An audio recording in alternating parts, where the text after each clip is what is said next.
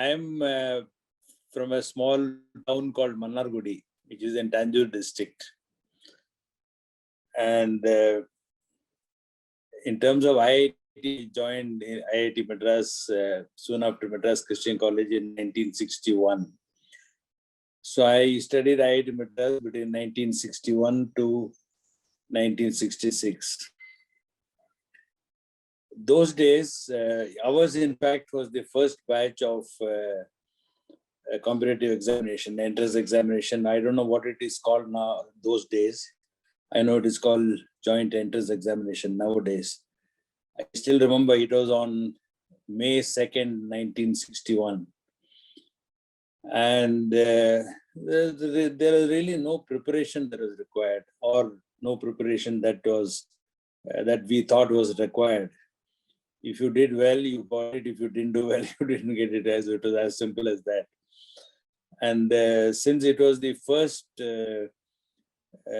competitive examination for IIT, it was there was a kind of excitement about whether I would get it or not get it and so on. But I must tell you one experience of writing the exam itself. So as I said, no preparation I had done, no coaching classes or no particular studies and so on.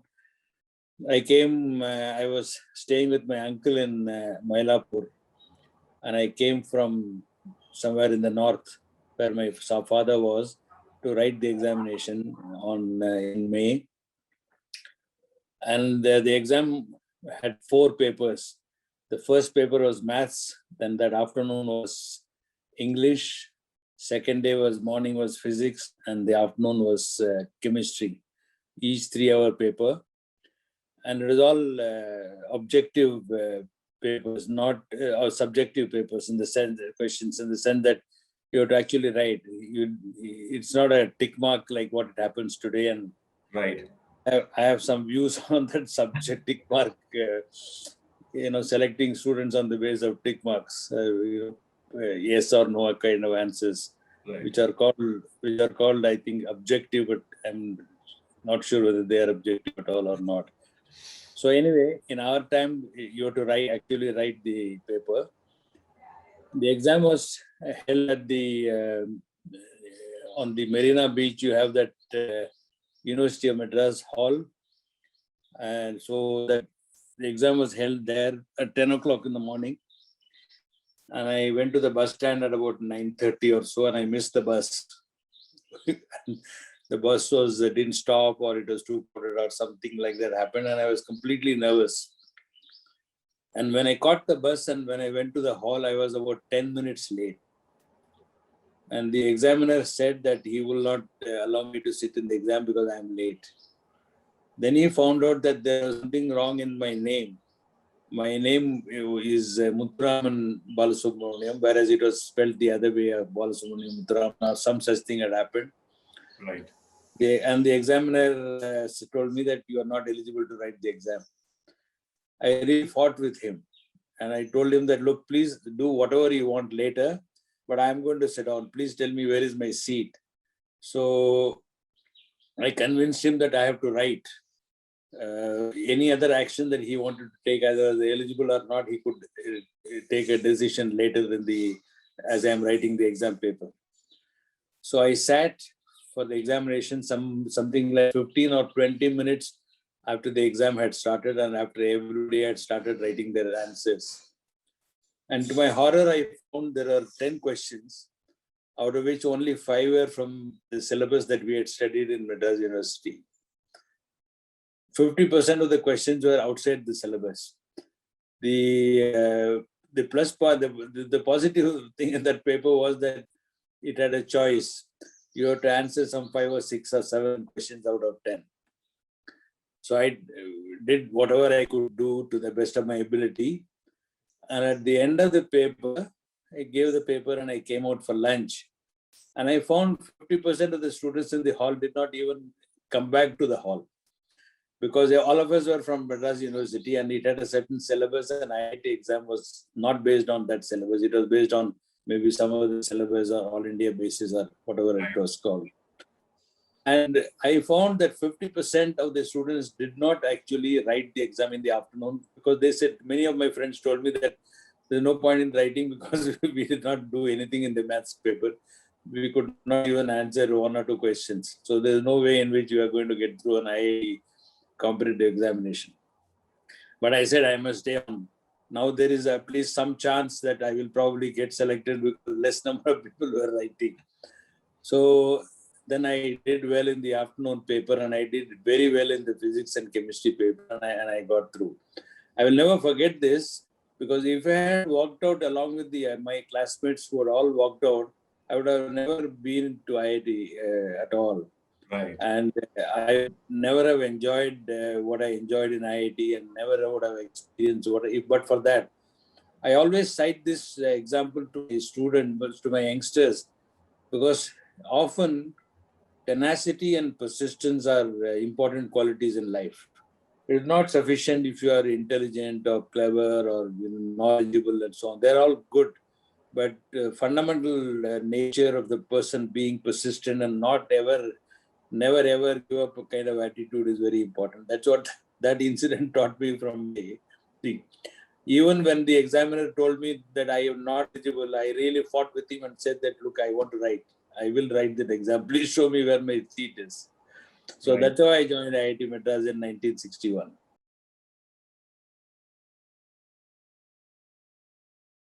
There were hostels in my time. See, the first hostel of IIT Madras is Kaveri Hostel. It was already there when we joined, when the 1961 batch joined. And that hostel was full, and that was occupied by 64 batch and 65 batch who joined in 59. 59 joining year was the first batch of IIT Madras.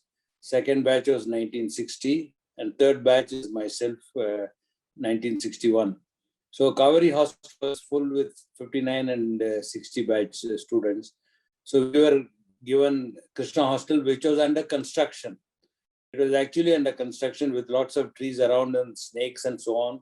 And you could often find snakes in your room because it is only within the jungle. So my first hostel was Krishna Hostel. And to start with, we were all in double rooms. I still remember my room number, which was 134. First year, we were all completely first year, we were in sort of twin sharing room. At the end of first year, or maybe in the beginning of second year, I got to a single room, 208, just overlooking the mess hall, the mess at downstairs. It was in the second floor. That's how I joined. And I chose metallurgy right in the beginning. And when the choice came in the third year of selecting the branch, I chose metallurgy.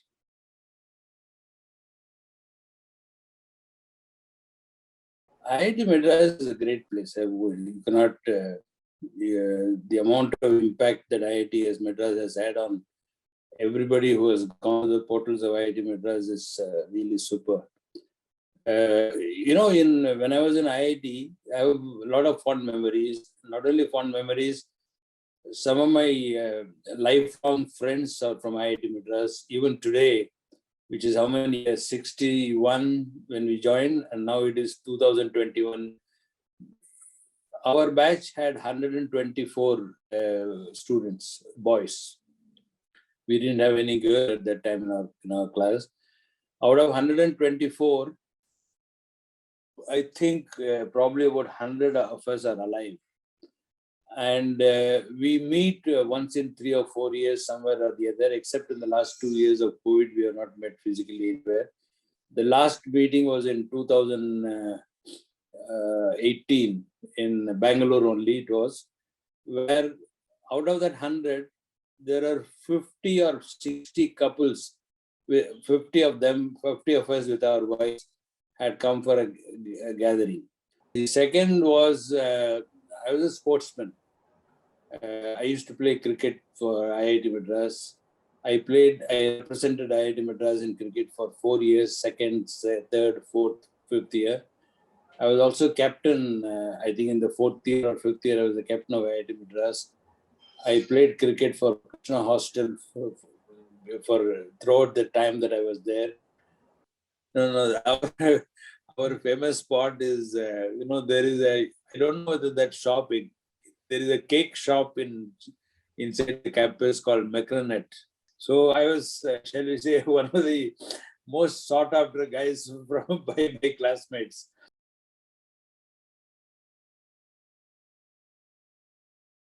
See, one of the, I am extremely fond of my professors. And some of the professors have been outstanding people who have shaped my career.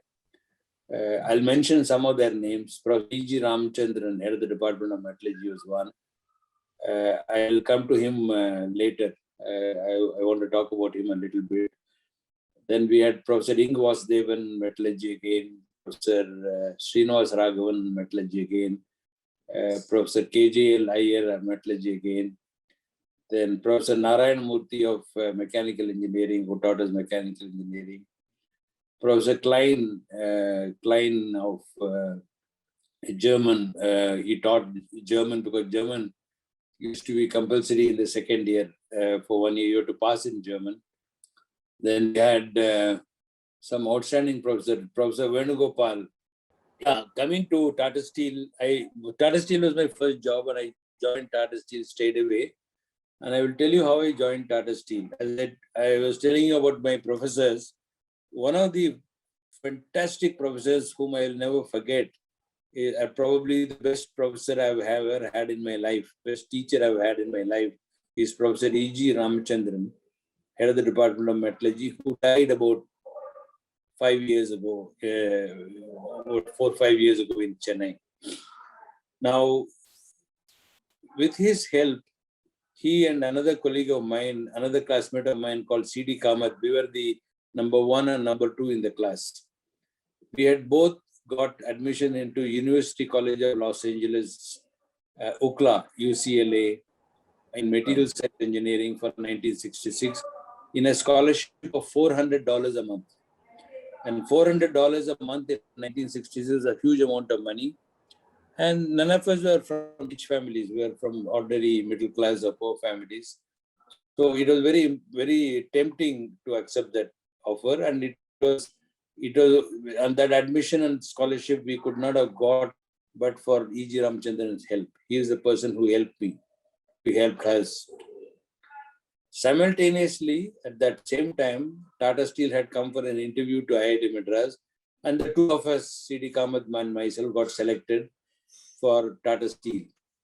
And the Tata Steel starting salary was 400 rupees a month, exactly 400 rupees a month. And Stanford here, UCLA, University College of Los Angeles, was $400 a month. So it was a very easy decision for us. Both of us decided that we will accept the UCLA offer and reject the Tata Steel offer and be saying that we want to go abroad. Then we went to Professor EGR actually to inform him of our decision and also thank him for getting us the UCLA opportunity, UCLA scholarship and thing, because the person who gave us the scholarship and the admission was Dr. Ramchandran, Professor Ramchandran's teacher. So we went to thank Professor Ramchandran, and Professor Ramchandran spent almost 1 hour or maybe an hour and a half with us trying to convince her as to why we should join Tata Steel. He said, look, I want to tell you that India needs people like you. Steel industry will grow. Tata Steel is a good company, and Tata Group is a very good group in India. You people may not know it, but I have worked in Jamshedpur in National Metal. He incidentally was the assistant director of National Metallurgical Laboratory before he came to teach in IIT Madras. Later on, I moved to marketing division. There have been several experiences, but I'll come to that. I'll come to the next thing where I went back to Jamshedpur, and I was in charge of a project called Cold Rolling Mill Project of Jamshedpur of Tata Steel. And that project I had my general manager projects. I had something like 200 odd people working with me for the project. That is one of the largest projects till then. About nearly 2,000 crores. We finished the project in 26 months. when the world record that time was 28 months. As a 1995, I became Vice President of Tata Steel. Then I became Managing Director of Tata Steel in 2001. And in 2009, I became the Vice Chairman of Tata Steel. The period between 1995 and 2010, those Vice President of Tata Steel and the Managing Director of Tata Steel, I had a direct involvement in many affairs of the company.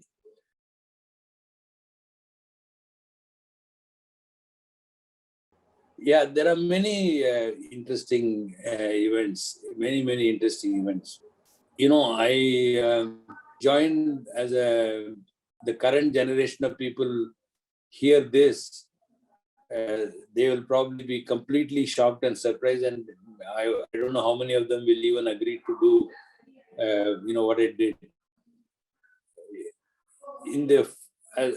As soon as I finished training in 1968, I was appointed to a position of assistant blower. That was the designation that Tata Steel gave me for my. Here I was a B.Tech metallurgy and a top-ranking student, and from IIT and IIT Madras and that. But the designation that was given to me was assistant blower, and I used to work on the shop floor along with workers and so on. And I can tell you, I was in the shop floor for 3 or 4 years. Then I moved to some other place. Then I came to marketing.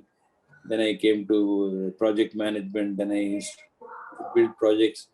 It is always good to start one's career in a difficult job. This job of assistant blower was about running a blast furnace. Running a blast furnace is not an easy job. It's a very difficult job. And it is not, those days, the blast furnaces were not highly technological oriented. Nowadays, they have become so. Nowadays, you can run a blast furnace sitting in a computer room or sitting in a control room and so on. Those days, you have to be on the shop floor, rub shoulders with workers, be in the shift. I was in A shift, B shift, C shift. The C shift being the night shift between 10 p.m. and 6 a.m. in the morning, and extra trying to sleep. So don't aspire to become managing directors overnight. Nobody will respect you.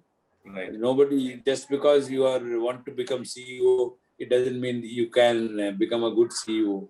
You need to work your way up. You need to understand that hard work is very important, and knowing the basics of function is extremely important. That is one lesson that I will always cherish. My early years in the blast furnace department taught me a lot of grit and tenacity and perseverance and handling colleagues, handling workers. These are very important aspects of a leader.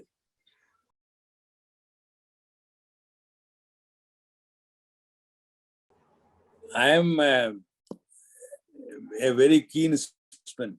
As I told you, in IIT Madras, I was a cricketer. And I'm extremely fond of cricket and watch cricket. I can watch cricket throughout the day. I can play cricket throughout the day. So cricket was my. If there are just two things that I did in IIT Madras, it was to study well and play cricket well.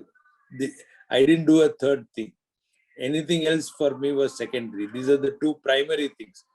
And the cricket to me was as important as studies, and studies is as important as sports.